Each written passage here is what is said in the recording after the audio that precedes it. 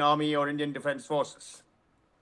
Absolutely. As we speak, the NSA has also briefed its foreign counterparts on the Operation Sindoor. NSA Ajit Doval has briefed these NSAs of US, UAE, Russia, Japan as we speak as well. Tejas Mehta, senior journalist, continues to be with us as well on the broadcast. Tejas, quickly, let me bring you in here now on, of course, the sites chosen. At the end of the day, of course, the world can see why India chose these particular spots. We had seen many global leader statements post Pahalgam, and a lot of them had in fact said, Tejas, that India had every right to hunt down the people who were responsible and bring them to book.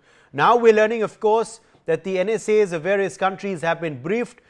This morning too, several countries were taken into confidence on the details of Operation Sindoor, and our defense briefing, of course, earlier today morning, and defense briefing and briefing by the Foreign Secretary spoke about how India has exercised restraint and not targeted any military infrastructure in Pakistan or civilian targets either.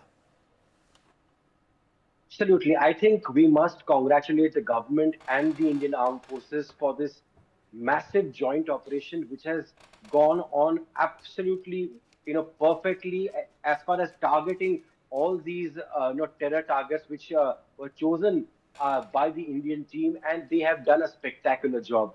And the operation name chosen, Sindhu, starting with that, it was a reflection of that photograph and what it meant of the attack itself, of how many women were widowed there, where they were not killed, their children were not killed, but the men were selected because they were Hindus, and that was in honor of that Sindoor that they gave that name.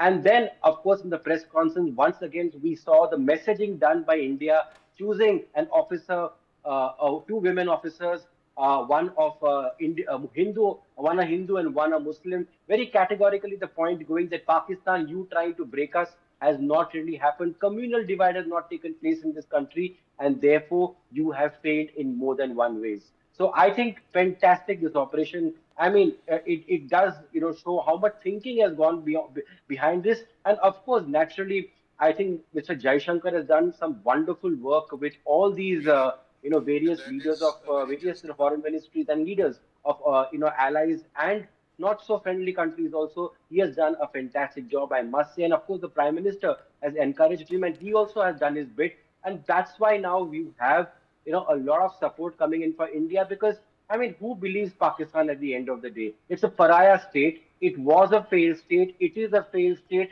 and it will no longer be a state, because what this has really opened up to is a can of worms. Because now you will, what if this if it goes up the ladder, the scale of escalation, then you are going to see them target Indian military targets. India is going to respond immediately with targeting military targets. Then they're going to target other installation. India will target other installation. How long can Pakistan continue, even with the help of China or Turkey?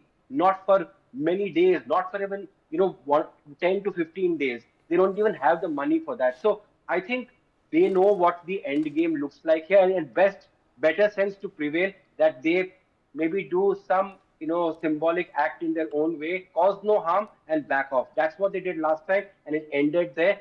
But this time, will they do that? Very unlikely, because the other danger for Pakistan to continue this is that they will lose the advantage which they had when they had the ceasefire, which was with India along the LOC. Remember, they moved all their troops to their western border to fight the Taliban and the Balochistan army, liberation army. That has now been divided across three borders. So you are seeing a Pakistan which is on every border. They are being engaged at this point of time. The Balochis will spell the moment. The Taliban will spell the moment that this is their moment to strike too. And that is where the danger of Pakistan breaking up becomes even more. And this is inevitable given the fault lines within Pakistan.